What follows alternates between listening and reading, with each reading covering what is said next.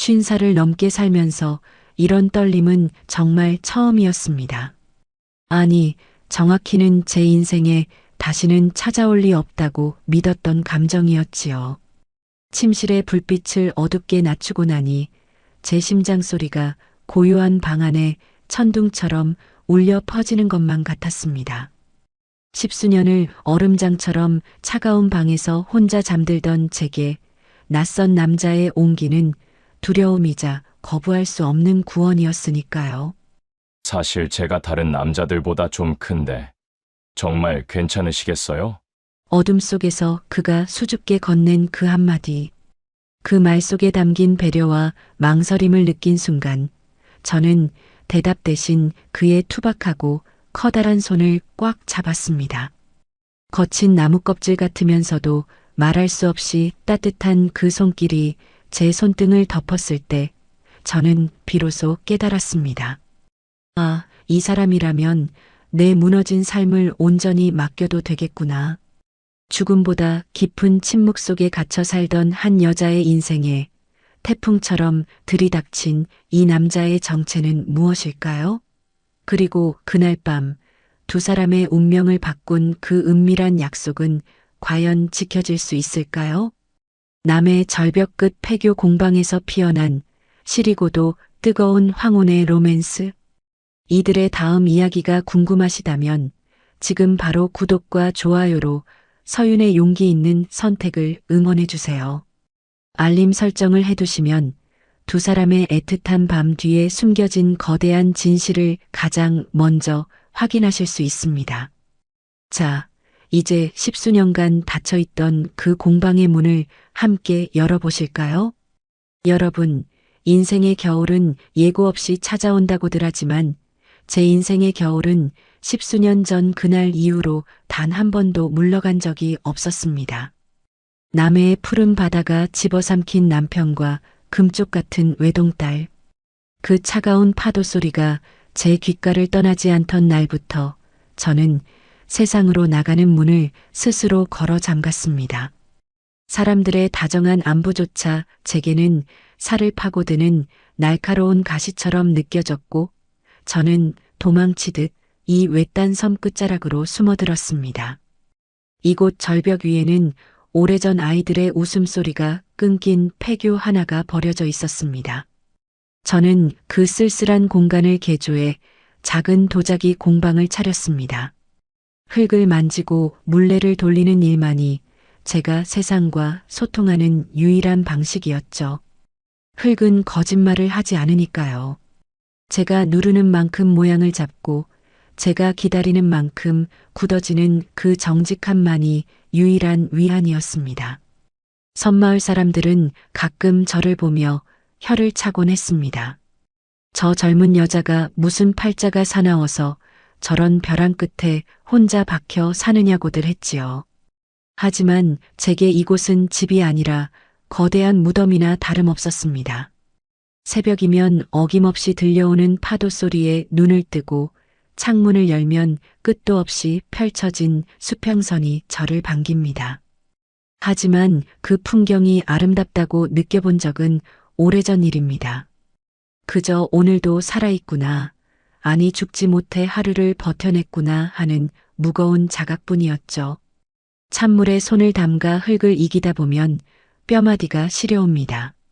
물레를 돌리느라 투박해진 제 발뒤꿈치와 거칠어진 손마디를 가만히 내려다볼 때면 형언할 수 없는 서글픔이 밀려와요. 한때는 누군가의 아내로, 누군가의 엄마로 부드럽고 따뜻했던 손이었는데 이제는 딱딱하게 굳은 살만이 제 외로움의 깊이를 증명해주고 있었습니다. 낮에는 그나마 낫습니다. 흙을 만지며 몸을 움직이다 보면 잡념이 사라지니까요. 하지만 해가 뉘엿뉘엿 지고 바다 안개가 공방을 덮치기 시작하면 지독한 적막이 저를 집어삼키려 듭니다. 텔레비전을 크게 켜놓아도 사람 목소리는 그저 허공을 맴돌 뿐 제 마음의 허기는 채워지지 않더군요. 혼자 차려 먹는 초라한 밥상, 그리고 사방이 꽉 막힌 듯한 고요함. 저는 매일 밤 이렇게 생각했습니다. 내 인생은 이 절벽 끝에서 이름 없는 들꽃처럼 시들어가다 끝나겠지. 제 이름은 서윤. 올해 나이 50입니다. 제 일상은 마치 물기 없는 마른 장작처럼 퍽퍽하고 건조했습니다. 사람의 온기란 제게 사치였고 다정함이란 오히려 두려운 침입자였습니다. 그래서 더 깊이, 더 멀리 담을 쌓았습니다. 그 누구도 제 상처받은 영혼을 들여다보지 못하게, 저 또한 그 누구의 슬픔에도 전염되지 않게 말입니다. 그런데 여러분, 인생이란 게 참 묘하더라고요. 더 이상 아무 일도 일어나지 않을 것 같던 제 메마른 삶에 기록적인 강풍과 함께 운명처럼 한 남자가 나타날 줄은 꿈에도 몰랐습니다. 그날은 유난히도 바다가 뒤집힐 듯 울부짖던 밤이었습니다. 태풍급 강풍이 절벽을 때리며 공방 전체가 흔들리기 시작했죠. 낡은 폐교의 지붕이 비명을 지르며 들썩이는 소리에 저는 공포로 몸을 떨었습니다. 십수년 전 그날처럼 바다가 또다시 제 소중한 것들을 앗아가려 달려드는 것만 같았지요. 비바람이 몰아치는 어둠 속에서 지붕 파편이 날아가는 소리가 들렸고 그 틈으로 차가운 빗물이 제 작업실 안으로 사정없이 쏟아져 내리기 시작했습니다. 모든 것이 끝났다고 생각했습니다. 제 유일한 안식처였던 이 공방마저 바다가 삼켜버리려나 보다 하고 체념하며 눈을 감았던 바로 그 순간이었습니다. 칠흑 같은 어둠과 거센 빗줄기를 뚫고 제 인생의 낡은 울타리를 넘어 누군가 제게 말을 걸어온 것은요. 그 목소리가 들리는 순간 억척스럽게 세워두었던 마음의 둑이 터져버릴까봐 저는 그게 제일 두려웠습니다. 그래서 저는 남해의 이 외딴 절벽 끝까지 도망쳐온 것이지요. 십수년 전 바다가 제 인생의 전부였던 남편과 딸을 앗아간 뒤로 제게 세상의 온기란 그저 살을 파고드는 날카로운 가시일 뿐이었습니다. 누가 손이라도 내밀면 그 손에 베일까봐, 누가 어깨라도 빌려주면 그 따스함에 취해 다시는 일어서지 못할까봐 저는 스스로를 이 폐교 공방 안에 가두고 고립시켰습니다. 제 일상은 물기 없는 마른 장작 같았습니다. 새벽에 일어나 물레를 돌리고 가마에 불을 지피고 흙냄새에 취해 하루를 보내다 보면 그저 무감각해지는 것만이 유일한 살 길이었죠. 사람들은 말합니다. 세월이 약이라고요. 하지만 제게 세월은 약이 아니라 독이었습니다. 시간이 흐를수록 그리움은 더 단단해져서 제 가슴 속에 굳은 살처럼 박혔거든요. 흙을 만지느라 갈라진 손등보다 더 깊게 파인 마음의 흉터를 들여다보며 저는 매일 밤 기도했습니다. 제발 아무 일도 일어나지 않게 해달라고, 그저 이 고요한 정막 속에서 들꽃처럼 시들게 내버려 두라고 말입니다. 그런데 여러분, 인생이란 게 참 얄궂지요. 간절히 바라는 평화는 늘 비껴가고 피하고 싶은 폭풍우는 반드시 찾아오니까요. 유독 무덥고 습하던 어느 여름밤이었습니다. 낮부터 바다의 기운이 심상치 않더니 해가 지자마자 예보에도 없던 태풍급 강풍이 남해 바다를 뒤흔들기 시작했습니다. 절벽 끝에 매달린 폐교 공방은 바람의 길목이었죠. 울부짖는 바람 소리가 마치 십수년 전 그날 제 가족을 집어삼키던 바다의 비명처럼 들려와 저는 숨조차 제대로 쉴 수 없었습니다. 밤이 깊어질수록 바람은 더 흉포하게 울부짖었습니다. 낡은 창문이 덜덜 떨리며 비명을 지르고 공방 마당에 놓아둔 옹기들이 바닥에 내동댕이 쳐져 산산조각이 났습니다. 저는 어두운 방 한구석에 몸을 웅크리고 앉아 귀를 막았습니다. 제발, 제발 그냥 지나가 달라고 빌고 또 빌었죠. 하지만 하늘은 제 마지막 안식처조차 허락하지 않을 기세였습니다. 우직, 콱쾅. 고막을 찢는 듯한 굉음과 함께 공방 천장이 들썩였습니다. 낡은 폐교의 지붕 파편이 거센 바람에 날아가 버린 것이죠. 그 순간 구멍난 지붕 사이로 칠흑 같은 어둠과 함께 억수같이 쏟아지는 빗물이 작업실 안으로 사정없이 들이닥쳤습니다. 제가 평생을 바쳐 빚어온 도자기들, 말리지 못한 흙덩이들, 그리고 제 삶의 유일한 흔적들이 차가운 빗물에 씻겨 내려가기 시작했습니다. 아이고, 이를 어째. 제발, 제발 좀 버텨줘. 저는 정신없이 밖으로 뛰어나갔습니다. 낡은 홉적삼 하나 걸치고 빗속으로 나섰는데 바람이 얼마나 강한지 몸이 종이장처럼 휘청거렸습니다. 눈을 뜰 수도 없을 만큼 쏟아지는 빗줄기가 뺨을 사정없이 때렸죠. 빗물에 젖은 바닥은 미끄러웠고 지붕 위에서 떨어진 파편들이 제 발등을 찍었습니다. 하지만 아픈 줄도 몰랐습니다. 이 공방마저 무너지면 제가 숨 쉴 공간이 정말 아무데도 남지 않는다는 절망감이 저를 미치게 했으니까요. 저는 빗물에 젖어 무거워진 천막을 끌어당겨 지붕의 구멍을 막아보려 했습니다. 하지만 50살 여자의 가녀린 팔뚝으로 그 태풍급 강풍을 이겨내기란 역부족이었습니다. 바람이 천막을 낚아채려 할 때마다 제 몸도 공중에 붕 뜨는 기분이었죠. 손가락은 이미 감각이 없어진 지 오래였고 실린 손톱 밑에선 피가 배어 나왔습니다. 빗물인지 눈물인지 모를 것이 얼굴을 뒤덮어 앞이 보이지 않았습니다. 세상은 온통 암흑뿐이었고 의지할 사람 하나 없는 이 외딴 섬 절벽 위에서 저는 철저히 혼자였습니다. 무너져 내리는 지붕 아래서 저는 다시 한번 깨달았습니다. 아, 결국 내 인생은 이렇게 또 한 번 무너지는구나. 내가 그토록 지키려 했던 고독도, 침묵도, 이 보잘것없는 공방도 바다는 끝내 용납하지 않는구나 싶었죠. 기운이 다해 천막을 놓치고 차가운 바닥에 주저앉으려던 바로 그 찰나였습니다. 위험합니다. 뒤로 물러나세요. 낮고 묵직한 마치 바위가 울리는 듯한 목소리가 제 귀가를 때렸습니다. 정신을 차려보니 누군가 제 어깨를 단단하게 붙잡아 세워주고 있었습니다. 빗줄기 사이로 웬 낯선 남자가 서 있더군요. 흠뻑 젖은 머리카락 사이로 보이는 눈빛만큼은 아주 깊고 강렬했습니다. 그 남자는 제가 고맙다는 말을 할 틈도 없이 제가 놓쳤던 천막 끝을 낚아채더니 곧장 지붕 위로 달려갔습니다. 그의 움직임은 놀라울 정도로 빠르고 정확했습니다. 거센 바람에 몸이 휘청거릴 법도 한데 그는 마치 그 자리에 뿌리를 내린 나무처럼 단단하게 중심을 잡고는 날아간 지붕 위를 온몸으로 눌러막기 시작했습니다. 10년 넘게 이 외딴 벼랑 끝에서 단 한 번도 느껴보지 못한 낯설지만 든든한 누군가의 등 뒤에서 저는 멍하니 서 있을 수밖에 없었습니다. 폭풍우는 그칠 줄 모르고 더 사납게 몰아쳤지만 제 눈앞에 이 의문의 사내는 마치 바다를 막아서는 방파제처럼 그 자리를 지키고 있었습니다.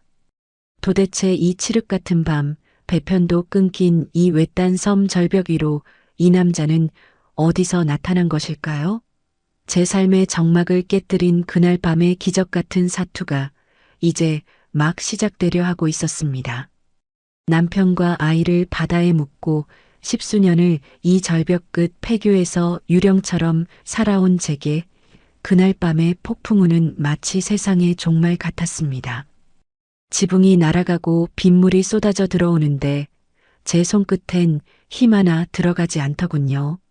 그저 이대로 무너져 내리는 공방과 함께 저 바다 밑으로 가라앉아도 좋겠다는 체념이 들던 바로 그 찰나였습니다. 칠흑 같은 어둠을 가르고 나타난 그 남자의 손길은 단단하다 못해 뜨거웠습니다. 제 어깨를 거칠게 낚아채 뒤로 밀어내던 그 묵직한 힘. 빗줄기에 가려 얼굴조차 제대로 보이지 않던 그 정체 모를 사내는 제가 놓쳐버린 지붕 천막을 맨손으로 움켜쥐었습니다. 펄럭이며 허공으로 치솟으려던 천막이 그의 팔 근육이 꿈틀거릴 때마다 기적처럼 자리를 잡아가더군요.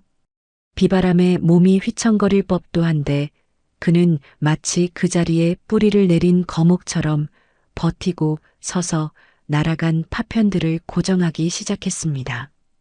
쾅쾅거리는 둔탁한 소리가 폭풍 후 소음을 뚫고 제 심장 소리처럼 울려 퍼졌습니다. 공방이 무너지면 제 마음도 무너졌을 텐데 그 남자는 무너져가는 제 세상을 그 투박한 맨손으로 받쳐들고 있었습니다. 한참을 눈보라 같은 빗줄기와 사투를 벌였을까요? 비명을 지르던 지붕이 안정을 되찾고 들이닥치던 빗물이 잦아들 무렵 그는 가쁜 숨을 몰아쉬며 제 쪽으로 걸어왔습니다. 이미 온몸이 젖어 형체를 알아보기 힘들 정도였지만 그의 등 뒤에서 뿜어져 나오는 뜨거운 열기가 제 얼굴까지 전해지는 것만 같았습니다. 10수년 동안 이 외딴 섬 끝자락에서 단 한 번도 느껴보지 못한 낯설지만 든든한 온기였습니다. 이제 한숨 돌려도 되겠네요. 이 정도면 오늘 밤은 무사할 겁니다. 어디 다치신 데는 없으십니까? 그가 다가와 묻는데 저는 저도 모르게 반걸음 뒤로 물러섰습니다. 10수년 동안 남자와 이렇게 가까이 마주본 게 처음이었거든요. 빗물인지 눈물인지 모를 것이 뺨을 타고 흘러내렸습니다. 고맙다는 말보다 먼저 나온 건 도대체 이 험한 밤에 배편도 없는 이 외딴 절벽까지 어떻게 왔느냐는 의문이었습니다. 그는 쑥스러운 듯 젖은 손을 툭툭 털며 대답하더군요. 근처 포구의 배를 보러 왔다가 풍랑이 너무 거세져서 길을 잃었다고요. 산 위에서 불빛이 위태로워 보여 무작정 올라왔다는 그의 말에 저는 할 말을 잃었습니다. 도진이라고 했습니다. 그 이름이 제 입가에 맴돌았습니다. 인근에 머물던 의문의 사내라니 어쩐지 풍기는 기운이 예사롭지 않다 싶었죠. 폭풍 후는 그칠 기미가 보이지 않았고 육지로 나가는 유일한 통로인 선착장의 배편은 이미 끊긴 지 오래였습니다. 산 아래 마을로 내려가는 길도 진흙탕이 되어 한치 앞을 내다볼 수 없는 상황이었죠. 저는 차마 이 은인을 이 눈보라 같은 빗줄기 속으로 그냥 돌려보낼 수 없었습니다. 도진 씨, 지금은 길도 안 보이고 너무 위험해요. 우선 저희 공방 처마 밑이라도, 아니, 잠시 안으로 들어와서 몸 좀 녹이고 가세요. 따뜻한 차라도 한 잔 대접하지 않으면 제 마음이 너무 불편할 것 같아서요. 망설이던 그는 이내 고개를 끄덕이며 저를 따라 안으로 들어왔습니다. 10수년 동안 정막만 가득했던 제 작은 산장에 낯선 남자의 묵직한 발소리가 울려 퍼지는 순간이었습니다. 현관문을 닫자 밖의 소음은 차단되었고 오직 두 사람의 거친 숨소리만이 좁은 거실을 채웠습니다. 하지만 저는 그때까지만 해도 몰랐습니다. 이 우연한 만남이 제 얼어붙은 인생을 어떻게 녹여버릴지 말이죠. 그저 하룻밤 비를 피하고 떠날 인연이라 생각했는데 다음 날 아침 눈을 떴을 때 그는 제가 미처 생각지도 못한 일들을 하기 시작했습니다. 간밤에 폭풍우가 지나간 아침은 온 세상이 하얀 물안개에 잠겨 있었습니다. 제 공방 거실 소파에서 겉옷만 벗은 채 불편하게 밤을 지새운 그 남자, 도진 씨는 해가 뜨기도 전에 벌써 밖으로 나가 있더라고요.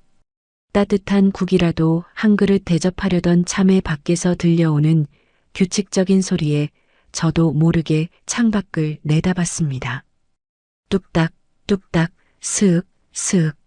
세상에 어젯밤 그 난리통에도 기운이 남았던 걸까요?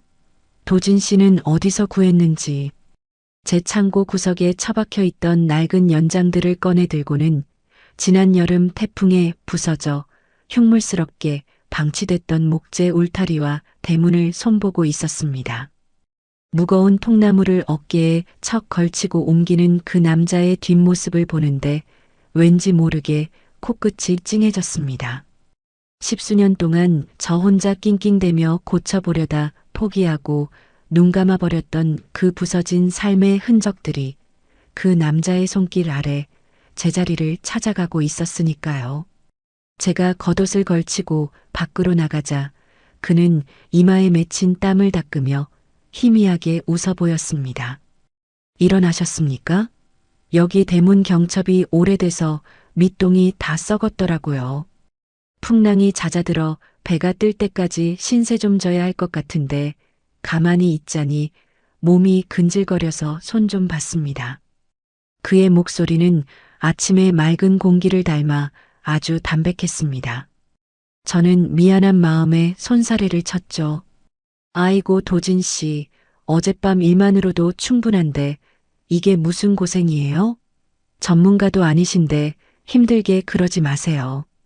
제 말에 그는 낡은 대패를 만지작거리며 쑥스러운 듯 대답했습니다. 사실 저 평생 배 만들던 목수였습니다. 이제는 은퇴해서 소일거리나 찾아다니는 처지지만 나무 만지는 게 제 평생업이라 이런 건 일도 아닙니다. 은퇴한 배 목수라니. 어쩐지 그 거친 손마디에 밴 깊은 흉터와 나무 향기가 예사롭지 않다 싶었습니다. 거친 파도를 견뎌야 하는 배를 만들던 솜씨여서 그런지 그의 손길이 닿는 곳마다 낡은 공방이 활기를 되찾기 시작했습니다. 그날부터 도진 씨의 공방 수리가 본격적으로 시작됐습니다. 그는 제가 말하기도 전에 제 집의 구석구석 아픈 곳들을 귀신같이 찾아냈습니다. 바닷바람에 삐걱거리던 공방의 가구들, 녹슬어 문드러진 대문, 그리고 제가 10수년 전 딸아이를 이른 뒤로 쳐다보기도 싫어 방치해 두었던 뒷마당의 우물가까지요. 그는 무심한 듯 툭 내뱉으며 우물가 주변의 자풀을 베어내고 뒤틀린 돌들을 다시 쌓아 올렸습니다. 이 우물이 살아나야 집안에 생기가 돕니다. 그동안 물길이 막혀서 마음도 답답하셨겠어요. 그 말 한마디에 저는 아무 대답도 못하고 가만히 서 있었습니다.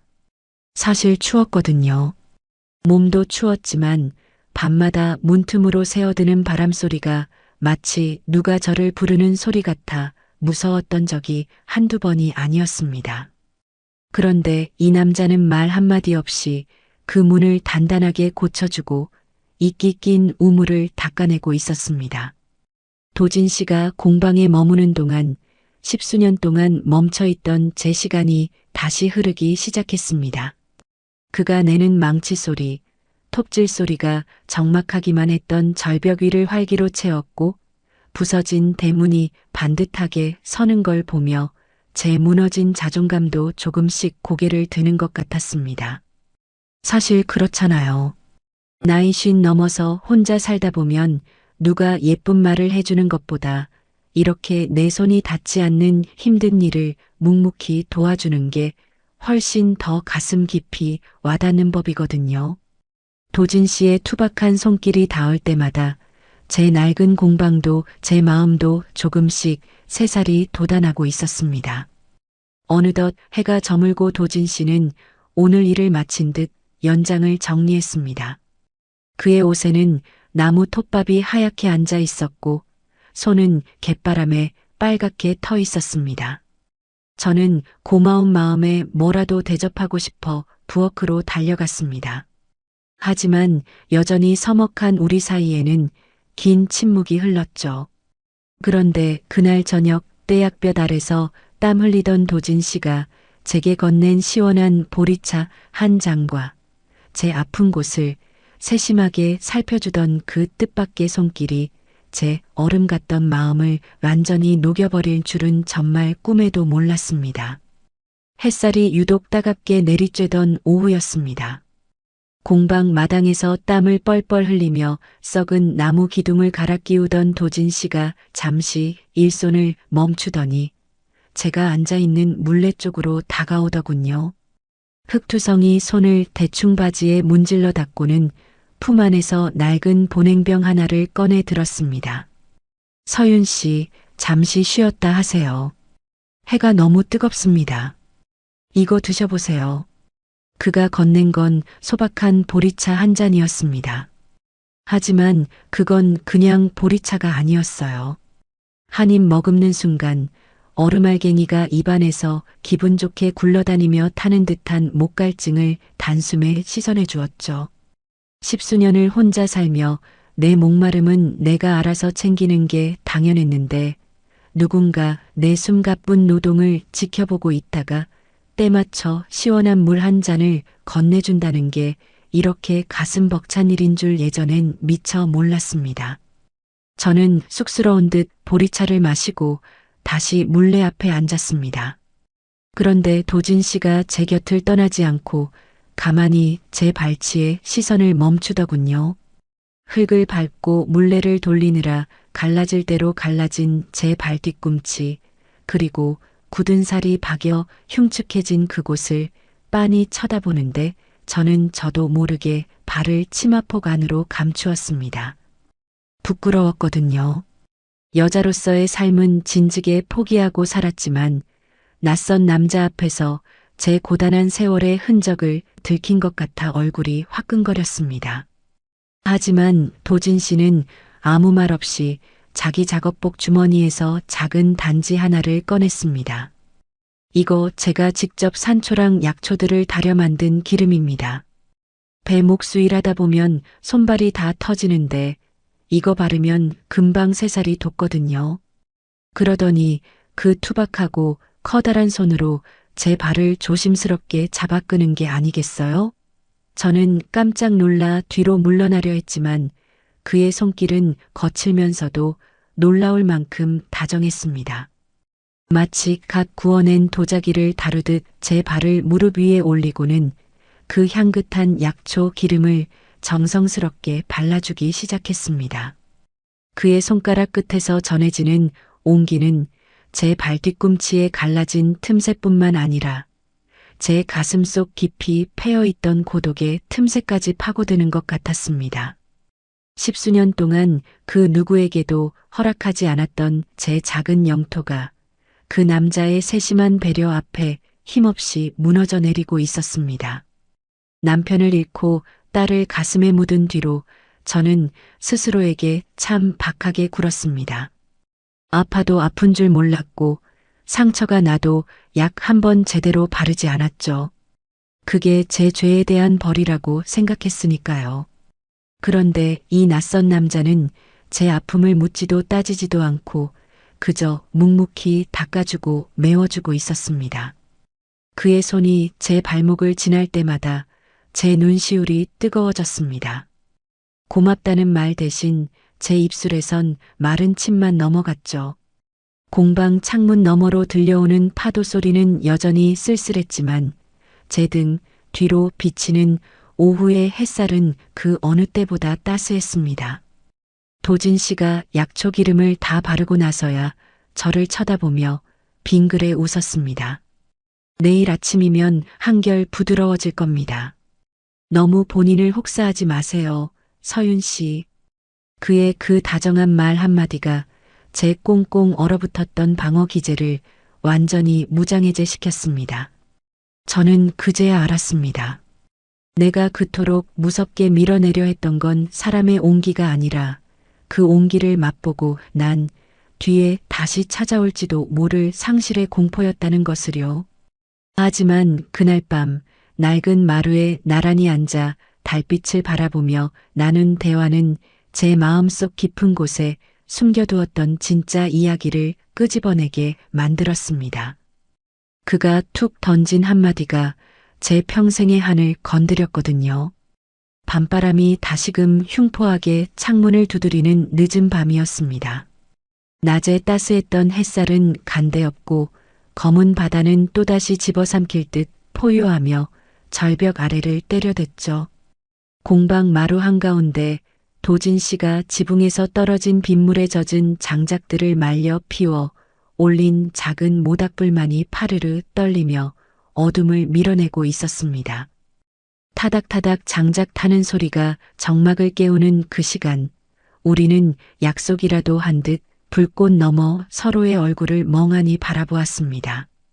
서윤 씨, 아까 우물가에서 우실 때 그 눈 속엔 비단 슬픔만 있는 게 아니더군요. 마치 평생을 지고 온 커다란 바위 덩어리가 들어있는 것 같았습니다. 그의 낮고 묵직한 목소리가 제 가슴팍을 툭 건드렸습니다.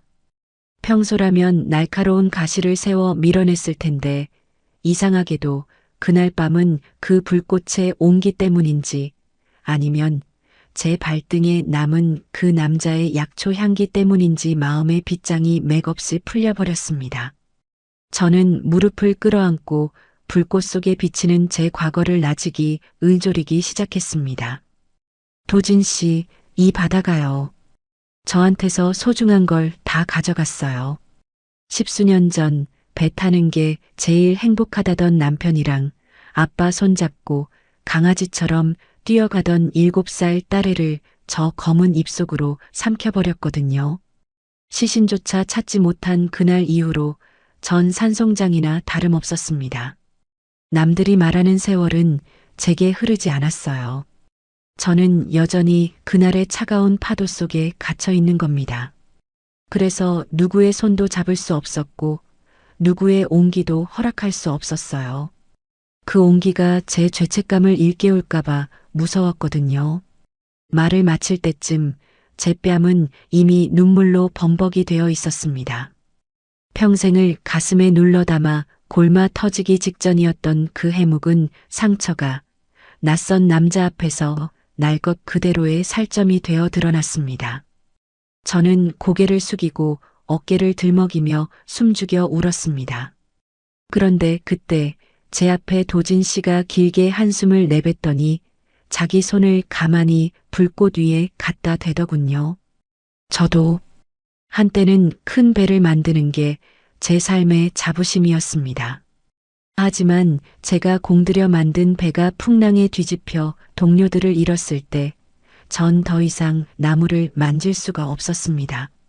세상을 등지고 이 섬, 저 섬 떠돌며 남의 집 문짝이나 고쳐주는 떠돌이 목수가 된 건 저 또한 누군가의 삶을 책임질 자격이 없다고 믿었기 때문입니다. 서윤 씨, 우린 서로 다른 이유로 이 절벽 끝까지 도망쳐 왔지만 결국 같은 어둠 속에 서 있었던 거네요. 그의 고백은 제 눈물보다 더 깊은 슬픔을 머금고 있었습니다. 가족을 바다에 묻고 스스로를 감옥에 가둔 여자와 동료들의 목숨을 짊어지고 세상을 등진 남자. 우리는 불꽃 사이로 서로의 깊은 고독을 알아본 것입니다. 그건 연민보다 더 진하고 동정보다 더 아픈 동질감이었습니다. 10수년 동안 그 누구에게도 이해받지 못했던 제 고통이 그의 투박한 손마디에 새겨진 흉터와 맞닿는 기분이었습니다. 비바람은 더욱 거세져 공방 전체가 흔들렸지만 그날 밤 우리 사이를 흐르는 공기는 믿을 수 없을 만큼 고요했습니다. 도진 씨는 울고 있는 제 어깨를 감싸 안는 대신 그저 묵묵히 모닥불에 장작 하나를 더 얹어주었습니다.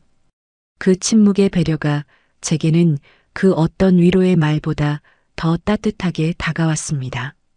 밤이 깊어갈수록 불꽃은 사그라들었지만 우리 가슴 속에 피어오른 묘한 연대감은 식지 않았습니다.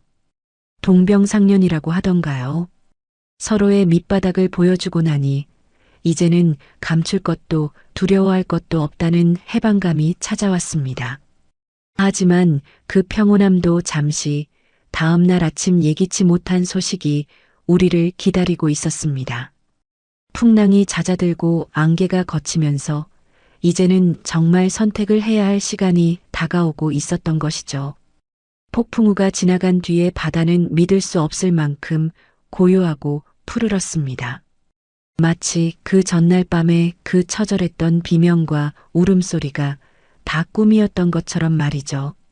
하지만 제 공방 곳곳에 남은 도진 씨의 손길은 꿈이 아니었습니다.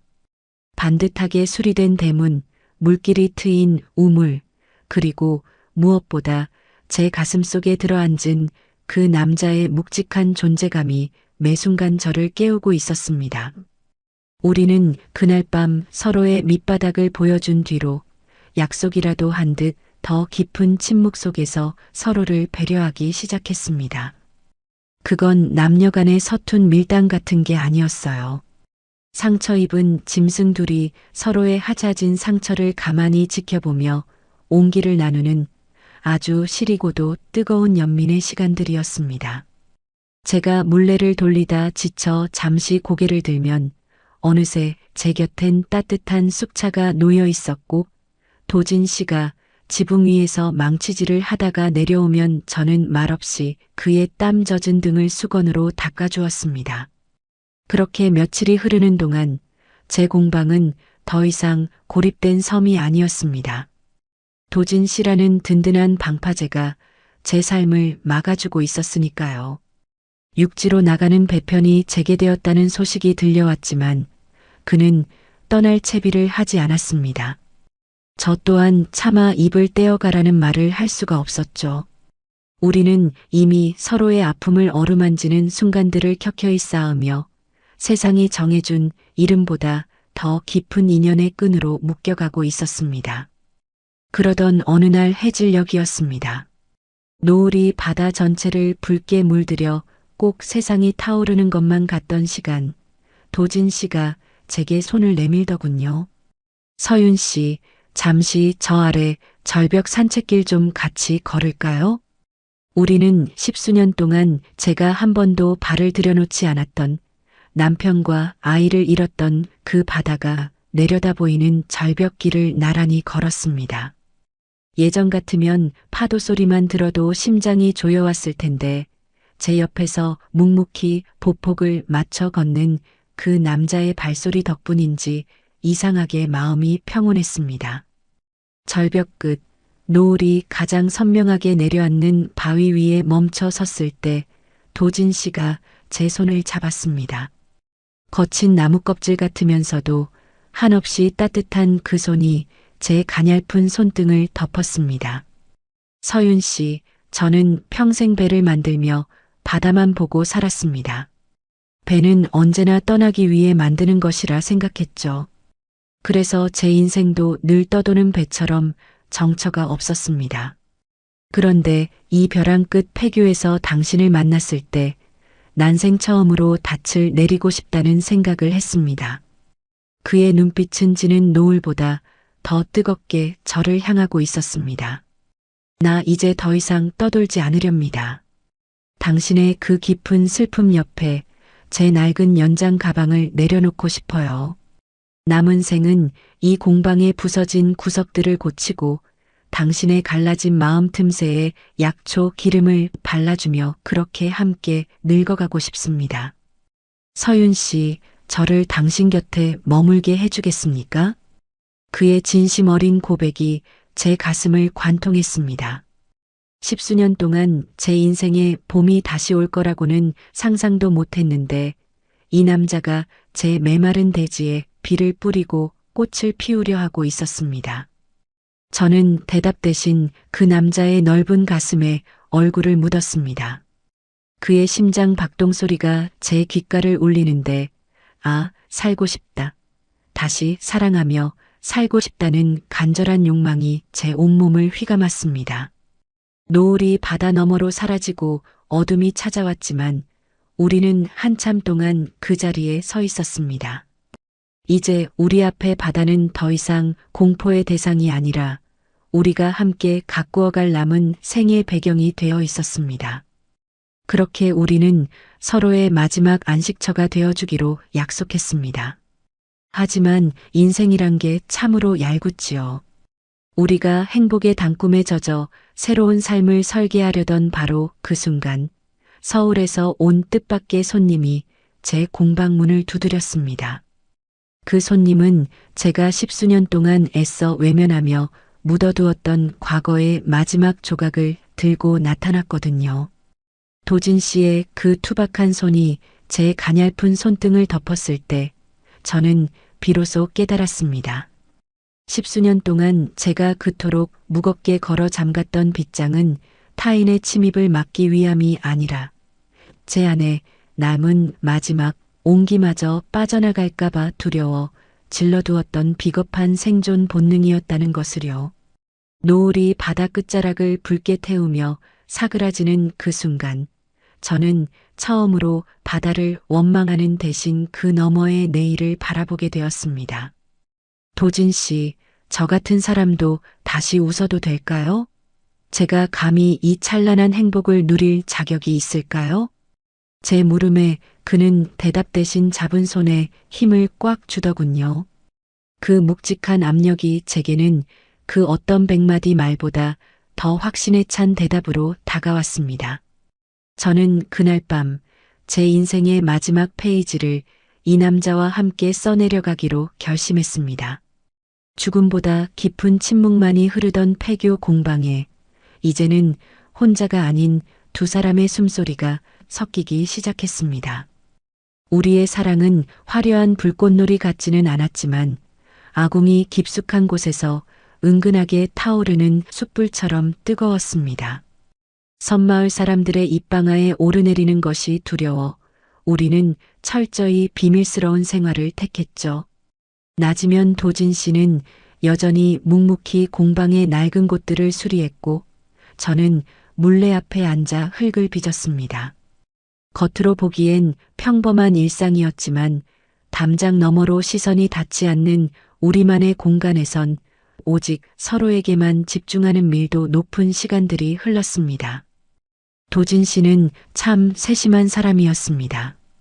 제가 작업을 하다 어깨가 결려 신음을 내뱉으면 어느새 다가와 큰 손으로 제 어깨를 주물러주며 말없이 곁을 지켰습니다.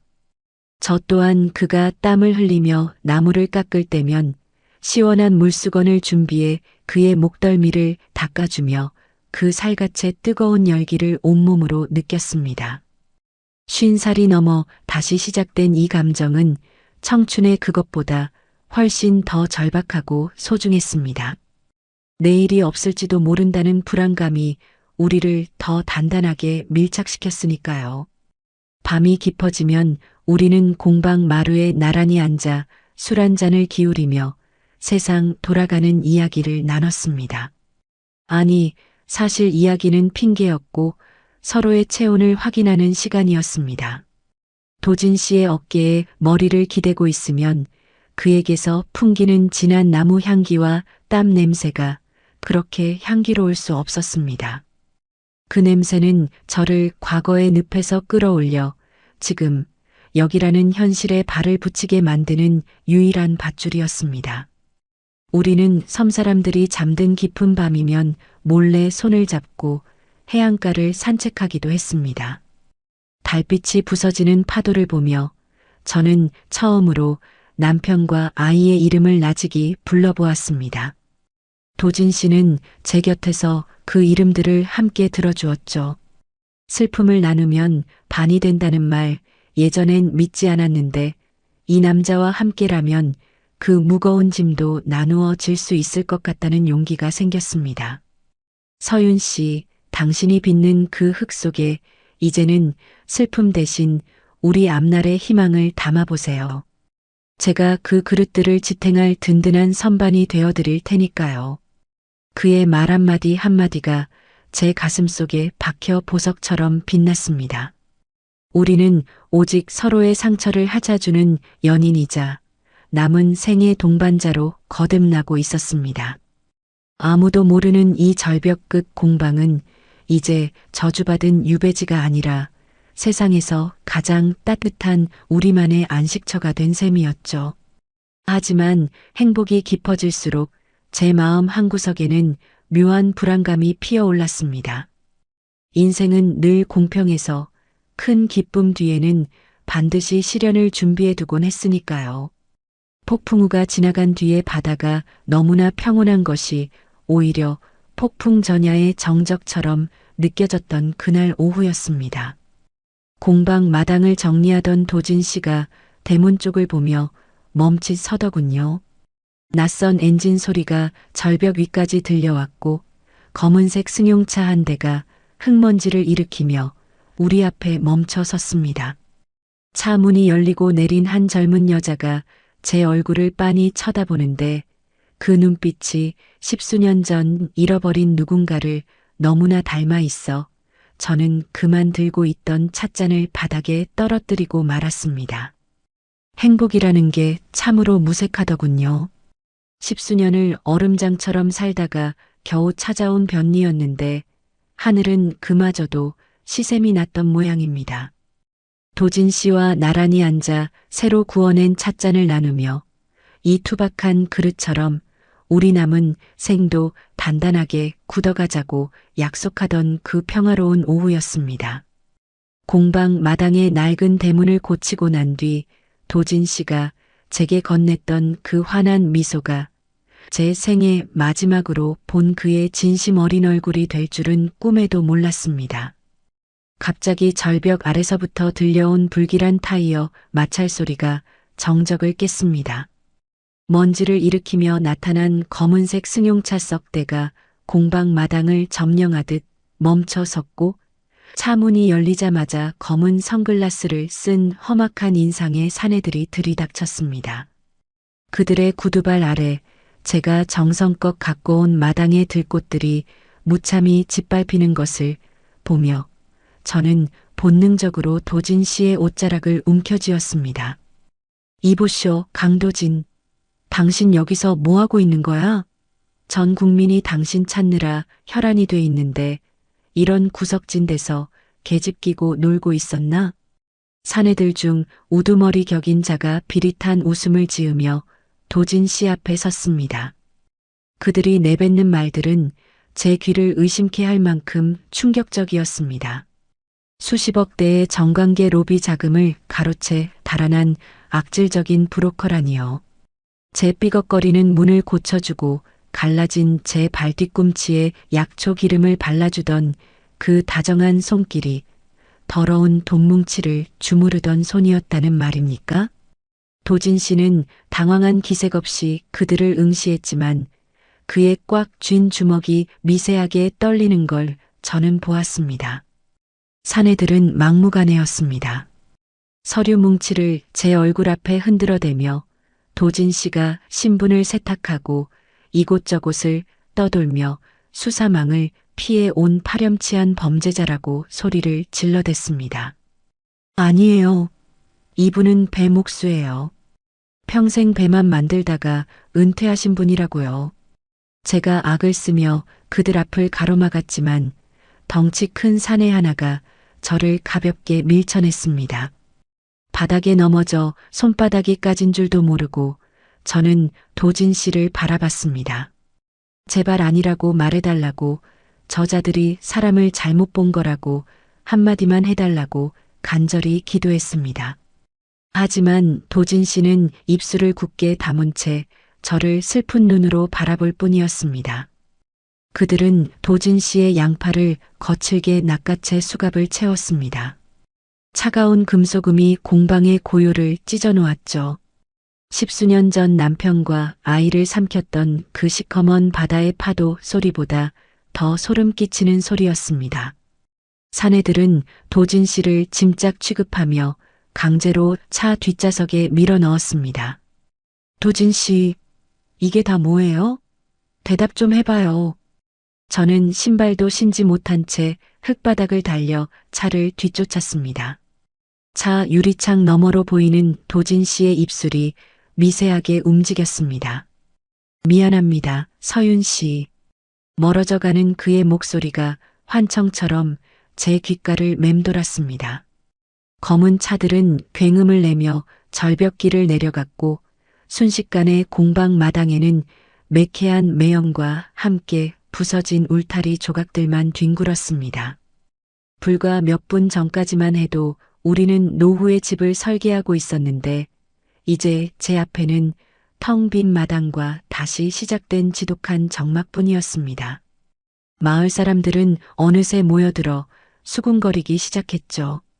평생 사람을 멀리하던 제가 만난 남자가 알고 보니 천하의 사기꾼이었다는 비아냥이 화살처럼 꽂혔습니다. 하지만 저는 믿을 수 없었습니다. 그가 저를 위해 밤새 지붕을 고치던 그 땀방울이 거짓일 리 없다고, 제 상처를 어루만지던 그 눈빛만큼은 진실이었다고 스스로를 다독였습니다.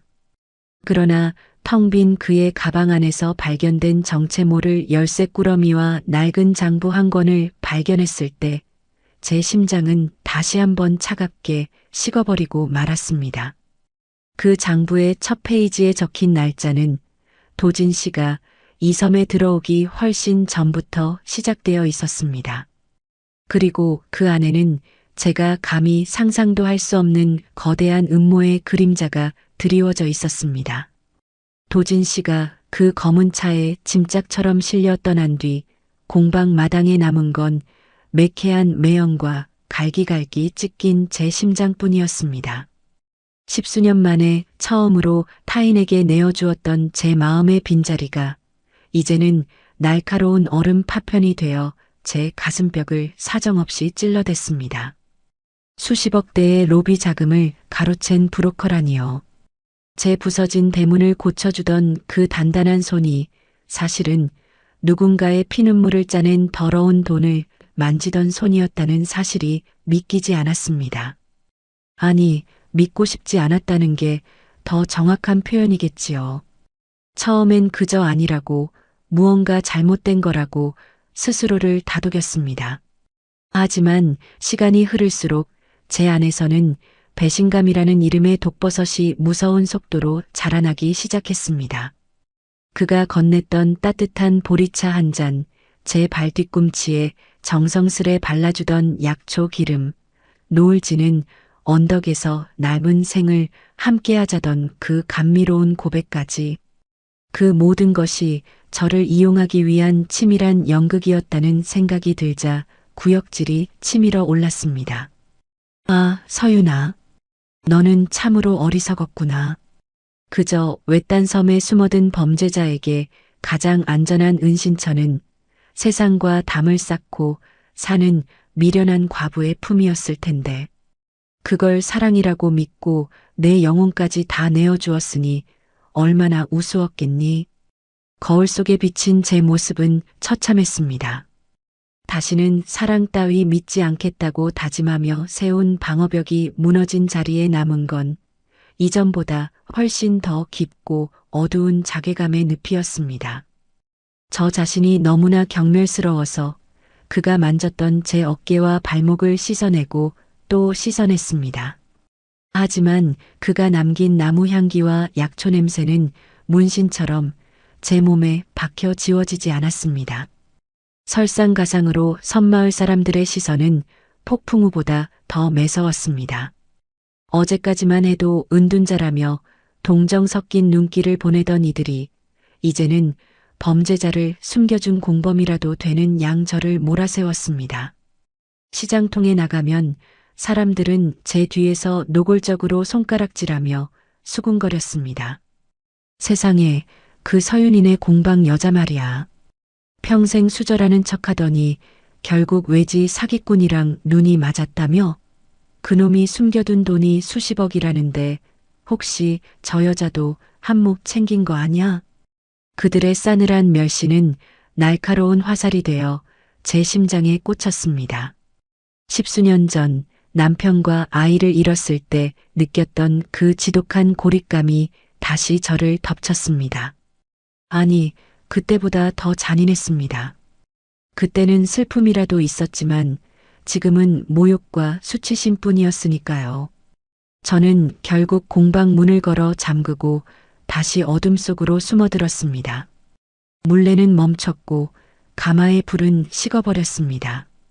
정성껏 빚어두었던 도자기들은 제 분노를 이기지 못하고 바닥에 내동댕이 쳐져 산산조각이 났습니다.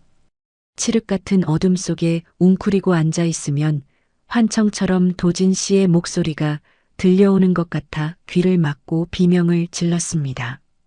밥도 물도 넘어가지 않았습니다. 그저 깡소주로 속을 태우며 죽음보다 더 깊은 절망의 구렁텅이로 침잠에 들어갔습니다.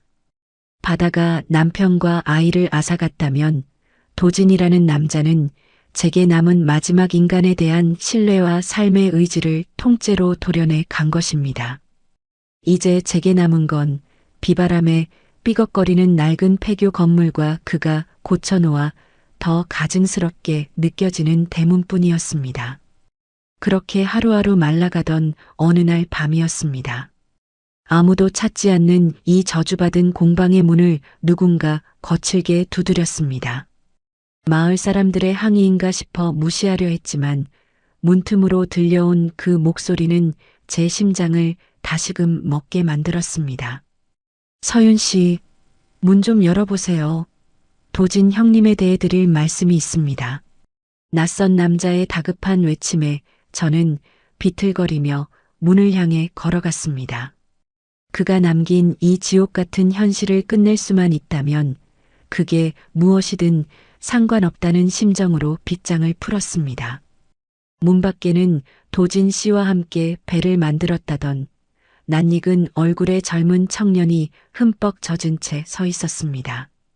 그 청년이 다녀간 뒤에도 저는 한참을 망부석처럼 서 있었습니다. 그가 던져놓고 간 말들이 제 머릿속을 헤집어 놓았거든요. 도진 씨가 범죄자가 아니라 오히려 그 거대한 악의 구렁텅이에서 빠져나오려다 꼬리를 밟힌 희생양일지도 모른다는 그 믿기 힘든 소리 말입니다. 저는 홀린 듯이 도진 씨가 며칠간 머물렀던 그 작은 방으로 향했습니다. 그가 떠난 뒤 차마 발을 들이지 못해 먼지만 내려앉은 그 차가운 방바닥에 주저앉았죠. 방 안에는 여전히 그 특유의 짙은 나무 향기가 배어 있었습니다. 저는 미친 사람처럼 방바닥을 더듬기 시작했습니다. 그가 제게 남긴 게 상처와 배신뿐이라면 왜 제 꿈속에 나타나 그토록 슬픈 눈을 하고 있었는지 묻고 싶었거든요. 그러다 문득 그가 유독 공을 들여 수리했던 마루 한 구석이 눈에 들어왔습니다. 다른 곳보다 유난히 반질반질하게 닦여 있던 그곳을 손톱이 깨지도록 긁어 올렸을 때 삐걱 소리와 함께 작은 틈이 벌어졌습니다. 그 어두운 틈바구니 속에서 낡은 가죽 가방 하나가 모습을 드러냈습니다. 떨리는 손으로 가방을 열자 그 안에는 투박한 목수 장비 대신 차가운 금속 광택을 내뿜는 태블릿 PC와 두툼한 서류 뭉치들이 들어 있었습니다. 그리고 그 갈피 사이에 끼워져 있던 빛바랜 편지 봉투 하나. 제 이름 석자가 정갈하게 적힌 그 봉투를 보는 순간 제 심장은 터질 듯이 요동치기 시작했습니다. 편지를 읽어 내려가는 내내 저는 숨을 쉴 수 없었습니다. 서윤 씨, 이 편지를 당신이 읽고 있다면 저는 아마 당신 곁을 지키지 못하고 떠난 뒤겠지요. 처음 당신의 공방 지붕을 고쳐주던 날 저는 이미 제 운명을 예감하고 있었습니다. 제가 쫓기던 그 지옥 같은 세상의 그림자가 여기까지 들이오고 있다는 걸 알면서도 당신의 그 슬픈 눈망울을 본 순간 발걸음이 떨어지지 않았습니다. 도진 씨의 고백은 처절했습니다. 그는 배목수 시절 우연히 정관계 거물들이 연루된 거대 로비 자금의 운반책으로 이용당했다는 사실을 알게 되었고 그 비리를 폭로하기 위해 증거물들을 챙겨 도망친 것이었습니다. 그가 섬을 떠돌며 목수일을 했던 건 신분을 숨기기 위함이 아니라 언젠가 올지도 모를 그들에게서 제가 사랑하는 이들을 지키기 위한 고독한 사투였다는 사실이 적혀 있었습니다. 나를 브로커라 욕해도 좋습니다. 당신을 속인 파렴치한 사기꾼이라 미워해도 달게 받겠습니다. 하지만 서윤 씨, 당신과 함께했던 그 며칠간의 평온한 만큼은 제 인생에서 가장 진실한 순간이었습니다. 당신의 갈라진 발 뒤꿈치에 약을 발라주며 저는 처음으로 제가 지키고 싶은 게 무엇인지 깨달았습니다. 제가 이 짐을 지고 떠나야 당신의 일상이 무너지지 않을 거라 믿었습니다. 부디 저를 잊고 제가 고쳐놓은 그 튼튼한 대문 안에서 오래도록 평안하시길 빕니다. 편지를 쥔 제 손이 사시나무 떨듯 떨렸습니다. 눈물이 뚝뚝 떨어져 편지지의 글씨를 번지게 만들었죠. 저는 그를 원망하고 경멸하며 제 자신을 학대했는데 그는 오히려 제 평온을 지키기 위해 그 모든 멸시와 수모를 홀로 짊어지고 검은 차에 올라탔던 것입니다. 태블릿 PC 안에는 그가 목숨을 걸고 지켜온 로비 자금의 흐름과 실소유주들의 명단이 빼곡히 담겨 있었습니다. 그건 그에게는 사형 선고나 다름없는 위험한 물건이었지만 동시에 그가 평생을 바쳐 증명하려 했던 정의의 조각들이기도 했습니다. 저는 가슴을 쥐어짜며 통곡했습니다. 그를 믿지 못했던 제 옹졸함이, 그를 사기꾼이라 손가락질하던 세상의 무지함이 너무나 원통해서 견딜 수가 없었습니다. 도진 씨는 지금쯤 차가운 구치소 어딘가에서 제가 자기를 미워하고 있을 거라 생각하며 절망하고 있겠지요. 아니요, 도진 씨. 당신은 혼자가 아니에요. 당신이 제 부서진 공방을 고쳐주었듯이 이제는 제가 당신의 무너진 명예를 고칠 차례입니다. 저는 젖은 눈을 닫고 일어섰습니다. 10수년 동안 이 절벽 끝 폐교를 단 한 발자국도 벗어나지 못했던 겁쟁이 서유는 이제 없었습니다. 저는 가죽 가방을 소중히 품에 안고 도진 씨가 정갈하게 닦아놓은 그 대문을 박차고 나갔습니다. 바다는 여전히 검고 깊었지만 이제 더 이상 무섭지 않았습니다. 저 너머 육지 어딘가에서 고통받고 있을 제 마지막 사랑을 구하기 위해 저는 제 생애 가장 무모하고도 당당한 여정을 시작하려 합니다. 선착장으로 향하는 제 발걸음은 거침없었습니다. 하지만 제가 배에 오르기 직전 누군가 제 앞길을 가로막으며 도진 씨의 가방을 내놓으라 위협하기 시작했습니다. 그들은 지난번 그 사내들보다 훨씬 더 살벌한 기운을 내뿜고 있었습니다. 선착장으로 향하는 제 발걸음은 10수년 만에 처음으로 활기가 넘쳤지만 가슴 한구석은 칼로 도려낸 듯 아려왔습니다. 도진 씨가 머물던 방 마루 밑에서 찾아낸 그 낡은 가죽 가방이 제 품 안에서 묵직하게 존재감을 드러낼 때마다 그 남자의 고독했던 사투가 제 살결에 닿는 것만 같았거든요. 범죄자니 브로커니 떠들어대던 그 험악한 자들의 목소리는 이제 제게 아무런 힘도 쓰지 못했습니다. 그 청년이 남기고 간 말들과 도진 씨의 편지를 곱씹어 보며 저는 차가운 바닷바람 속에서 진실의 실체를 마주했습니다. 도진 씨는 수십억을 가로챈 악당이 아니었습니다.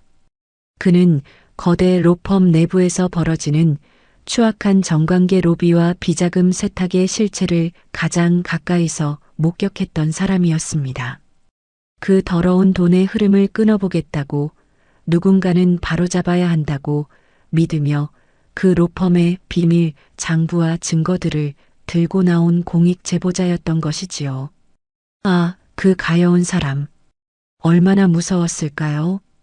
법을 수호한다는 자들이 오히려 법의 이름으로 살인 교사를 서슴지 않고 자신을 뒤쫓는 상황에서 도진 씨가 기댈 곳은 이 외딴 섬의 폐교 공방뿐이었던 겁니다. 그는 이곳에서 잠시 숨을 고르며 증거를 세상에 터뜨릴 기회를 엿보고 있었던 것이죠. 그런데 그 와중에도 그는 제 부서진 마음을 먼저 봤습니다.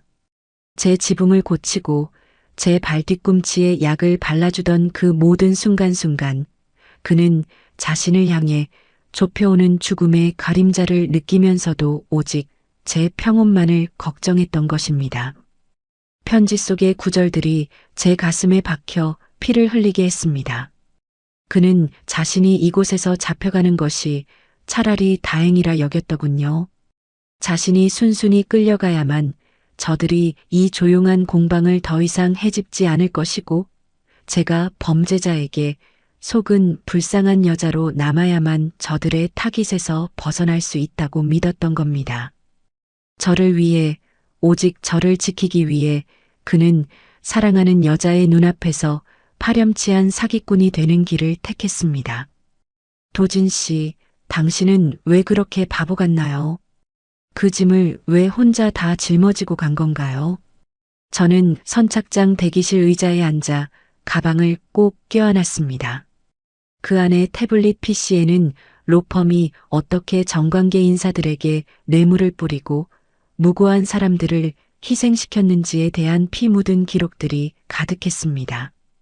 도진 씨가 목숨과 맞바꾸려 했던 그 진실이 이제 제 손에 들려 있었습니다. 그는 끝까지 저를 밀어내려 했습니다. 자신이 떠난 뒤 제가 그를 증오하며 살기를 바랐습니다. 그래야 제가 안전하니까요. 하지만 도진 씨, 당신이 틀렸어요. 당신이 가르쳐준 온기를 맛본 제가 어떻게 다시 그 차가운 어둠 속으로 돌아가겠어요. 당신이 제 삶에 무너진 담장을 고쳐주었듯이 이제는 제가 당신의 꺾인 날개를 다시 세워줄 차례입니다. 배가 들어온다는 고동소리가 들려왔습니다. 저는 자리에서 일어나 개찰구로 향했습니다. 멀리서 저를 지켜보는 낯선 시선들이 느껴졌지만 이제 더 이상 두렵지 않았습니다. 십수년간 저를 짓눌러온 과거의 슬픔보다 지금 억울하게 끌려간 그 남자를 향한 사랑과 분노가 훨씬 더 강렬했으니까요. 저는 배의 난간을 잡고 멀어지는 섬을 바라봤습니다. 도진 씨가 정성껏 수리해 놓은 그 절벽 위 폐교 공방이 점이 되어 사라지고 있었습니다. 그곳엔 우리의 짧지만 뜨거웠던 황혼의 기억이 새겨져 있겠지요. 서울로 향하는 길은 험난할 것입니다. 도진 씨를 잡아간 그 거대하고 추악한 세력들이 제 앞길을 막아설지도 모릅니다. 하지만 제 품 안의 이 가방이 그리고 그가 남긴 애틋한 편지 한 장이 제게는 그 어떤 방패보다 든든했습니다. 도진 씨, 기다려요. 당신이 내게 준 그 다정한 온기가 아직 제 손끝에 남아 있어요. 그 온기가 식기 전에 당신의 결백을 세상에 소리 높여 외칠 겁니다. 당신이 지키려 했던 게 무엇인지, 우리가 꿈꿨던 그 소박한 미래가 얼마나 위대했는지 보여줄게요.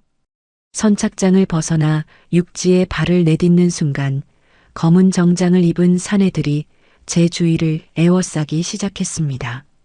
그들의 서늘한 눈빛이 제 품 안의 가방으로 향했습니다. 육지에 발을 내딛는 순간 발바닥을 타고 전해지는 낯선 지면의 진동이 제 몸을 일깨웠습니다.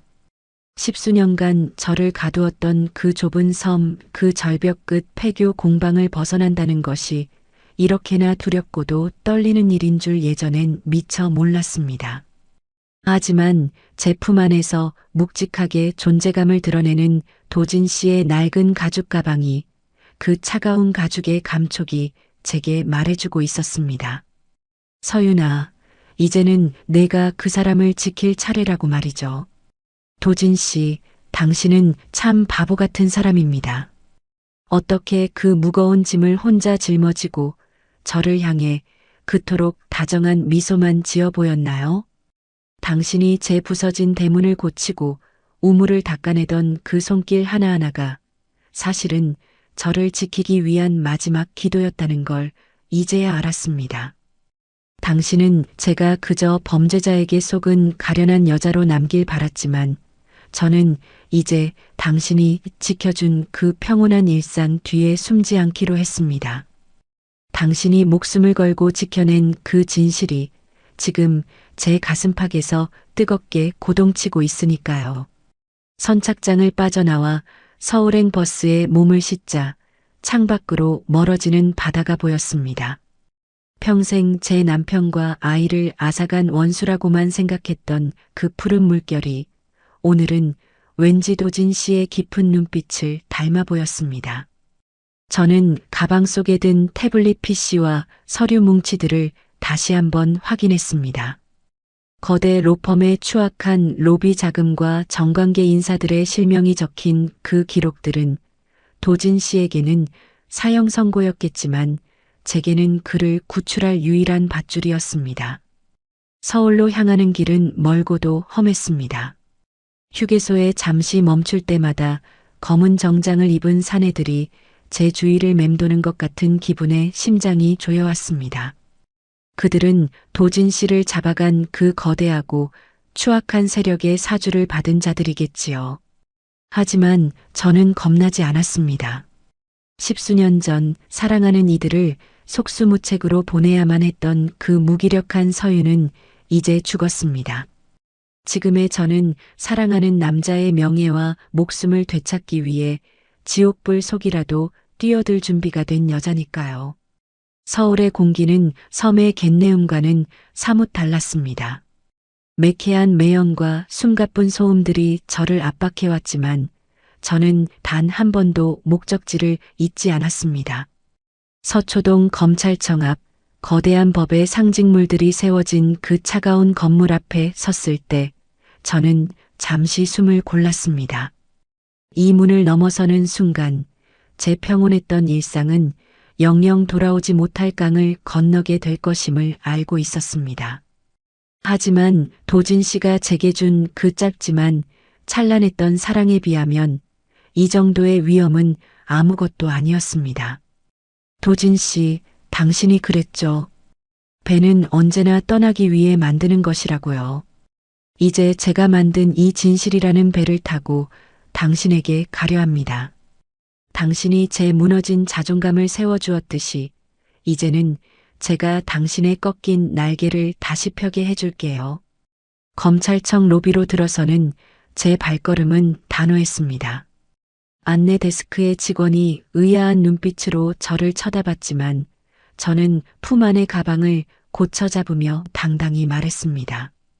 공익 제보자 강도진 씨의 사건을 맡은 검사를 만나러 왔습니다. 그분의 무죄를 입증할, 그리고 이 나라의 추악한 비리를 밝힐 결정적인 증거를 가지고 왔어요. 제 목소리는 떨리지 않았습니다. 오히려 그 어느 때보다 맑고 강하게 로비에 울려 퍼졌죠. 잠시 후 검은 양복을 입은 수사관들이 저를 에워싸고 층을 옮겨 좁은 조사실로 안내했습니다. 차가운 철제 책상과 취조용 조명 아래 앉았을 때 저는 비로소 도진 씨가 느꼈을 그 외롭고 처절한 공포를 조금이나마 이해할 수 있었습니다. 하지만 저는 가방을 열어 그가 남긴 기록들을 하나씩 꺼내 놓았습니다. 도진 씨의 피와 땀 그리고 눈물이 서린 그 증거들이 탁자 위에 쌓일 때마다 조사실 안의 공기가 무겁게 내려앉았습니다. 검사는 믿을 수 없다는 표정으로 서류를 훑어내려갔고 저는 그 틈을 타 도진 씨의 편지 마지막 구절을 가슴속으로 응어조렸습니다. 나를 잊고 오래도록 평안하시길 빈다는 당신의 그 거짓말, 이제 제가 돌려드릴게요. 도진 씨, 당신의 결백이 세상에 드러나는 그날, 우리 다시 그 절벽 위 공방에서 함께 노을을 봐요. 그땐 제가 당신의 거친 손을 먼저 잡아드릴게요. 조사가 길어지던 밤, 창밖으로 서울의 화려한 야경이 보였습니다. 하지만 제 마음은 이미 남해의 그 작은 섬, 도진 씨가 고쳐놓은 그 단단한 대문 앞에 가 있었습니다. 진실의 문이 열리기 시작하는 그 찰나, 조사실 문이 거칠게 열리며 누군가 급박한 소식을 전해왔습니다. 도진 씨가 수감된 구치소에서 예상치 못한 사고가 발생했다는 소식이었습니다. 검찰청 조사실의 차가운 공기가 제 폐부를 찔러왔지만 저는 단 한순간도 고개를 숙이지 않았습니다. 제 품 안에서 온기를 잃지 않았던 도진 씨의 가죽 가방, 그 속에 담긴 피 묻은 기록들을 하나씩 꺼내어 탁자 위에 올려놓을 때마다 수사관들의 눈빛이 경악으로 물드는 것을 보았습니다. 십수년간 섬의 정막 속에 갇혀 살던 제가 거대 로펌의 추악한 민낯을 조목조목 짚어내며 증언하는 모습이 그들에게는 마치 기적처럼 보였을지도 모릅니다. 하지만 그건 기적이 아니라 사랑이었습니다. 도진 씨가 제 부서진 대문을 고쳐주며 보여주었던 그 투박한 진심이 저를 다시 세상 밖으로 끌어올린 유일한 동력이었으니까요. 조사가 길어지던 밤, 구치소 내에서 도진 씨를 겨냥한 누군가의 사주가 있었다는 급박한 소식이 들려왔을 때 제 심장은 잠시 멎는 듯 했습니다. 저들은 끝까지 진실을 묻기 위해 그 사람의 목숨마저 위협하고 있었던 것이죠. 저는 검사의 소매를 붙잡고 울먹이며 외쳤습니다. 제발 그 사람을 살려주세요. 그 사람이 지키려 했던 건 돈이 아니라 바로 이 나라의 정의였고 저 같은 보잘것없는 여자의 평온이었습니다. 이 증거들이 가짜라면 저를 감옥에 가두셔도 좋습니다. 하지만 강도진이라는 이름 석자에 씌워진 그 더러운 누명만큼은 반드시 벗겨주셔야 합니다. 제 필사적인 절규와 도진 씨가 남긴 명백한 물증들 앞에 견고해 보이던 악의 성체도 조금씩 균열이 가기 시작했습니다. 텔레비전 뉴스에서는 연일 거대 로펌과 정관계 인사들의 유착 비리가 속보로 터져나왔고 도진 씨를 악질 브로커로 몰아세웠던 자들은 하나둘 포승줄에 묶여 카메라 앞에 섰습니다. 온 천하가 뒤집힌 듯 소란스러웠지만 저는 오직 한 사람의 안위만을 기도하며 검찰청 복도 차가운 벤치에서 밤을 지새웠습니다. 그리고 마침내 안개가 자욱하게 깔린 어느 이른 아침이었습니다. 검찰청의 육중한 철문이 열리고 그 사이로 익숙한 실루엣 하나가 걸어 나왔습니다. 며칠 사이에 부쩍 수척해진 모습이었지만 저를 발견하자마자 멈칫서서 희미하게 웃어 보이던 그 깊은 눈빛. 그것은 분명 제가 사랑했던 급의 목사 도진 씨의 것이었습니다. 도진 씨. 저는 신발이 벗겨지는 줄도 모르고 달려가 그의 품에 안겼습니다. 수갑 자국이 선명하게 남은 그의 거친 손이 제 등을 감싸 안았을 때 저는 비로소 10수년간 제 어깨를 누르고 있던 상실의 무게가 완전히 사라지는 것을 느꼈습니다. 그는 제 귓가에 낮게 속삭였습니다. 미안합니다, 서윤 씨. 그리고 고맙습니다. 당신이 저를 구해주셨어요. 그의 목소리는 떨리고 있었지만 그 어느 때보다 단단했습니다. 사회의 정의를 바로잡은 용기 있는 인물로 복권되었다는 언론의 찬사도 보상금에 대한 이야기도 우리에게는 중요하지 않았습니다. 오직 서로의 체온을 느낄 수 있다는 것, 이제는 숨지 않고 당당하게 손을 잡을 수 있다는 사실만이 우리를 벅차게 만들었습니다. 서울의 복잡한 거리를 뒤로하고 우리는 다시 남해로 향하는 기차에 몸을 실었습니다. 창밖으로 스쳐 지나가는 풍경들이 이제는 더 이상 낯설지 않았습니다. 도진 씨는 제 손을 꼭 잡은 채 창밖의 노을을 바라보며 말했습니다. 서윤 씨, 이제 우리 다시 그 절벽이 공방으로 돌아가요. 가서 당신이 못다 빚은 도자기들도 굽고 저도 못다 고친 울타리들을 마무리해야지요. 그리고 이제는 비밀스럽지 않게 온 동네 사람들이 다 알도록 당신을 사랑하며 살고 싶습니다. 그의 말에 저는 대답 대신 그의 어깨에 머리를 기대었습니다. 기차는 속도를 높여 우리가 사랑하는 그 작은 섬을 향해 달려갔습니다. 하지만 공방으로 돌아가는 길목, 마을 어귀에서 우리를 기다리고 있던 건 예상치 못한 광경이었습니다. 평생 우리를 냉대하던 섬마을 사람들이 길가에 서서 우리를 지켜보고 있었거든요. 서울에서 내려오는 기차 안에서 창밖을 보는데 저 멀리 푸른 남해 바다가 보이기 시작하더군요.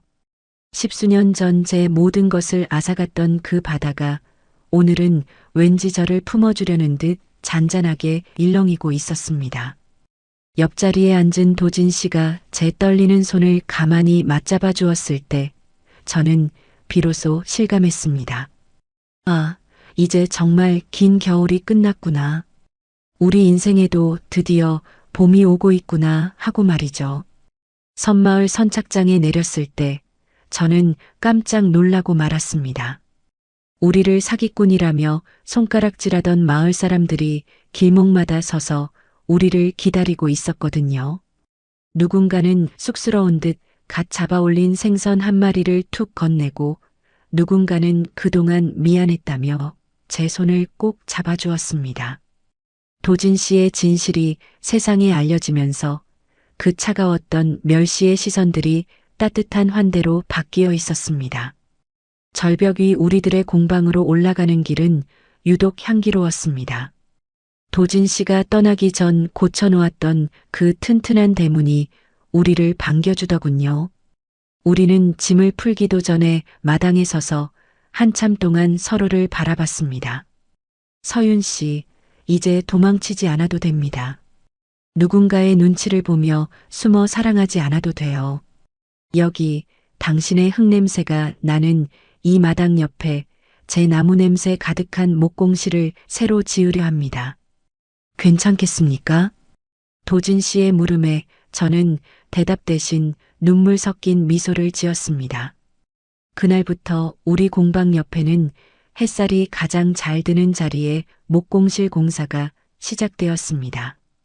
도진 씨는 예전처럼 낡은 연장을 들고 뚝딱거리며 기둥을 세웠고 저는 그 곁에서 멈춰있던 물레를 다시 돌리기 시작했습니다. 그의 망치 소리와 제 물레 소리가 어우러지는 그 화음이 세상 그 어떤 음악보다 아름답게 공방을 채웠습니다.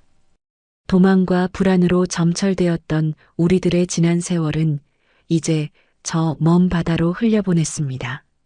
대신 그 자리에 흙과 나무 그리고 서로를 향한 깊은 사랑을 켜켜이 쌓아 올렸죠.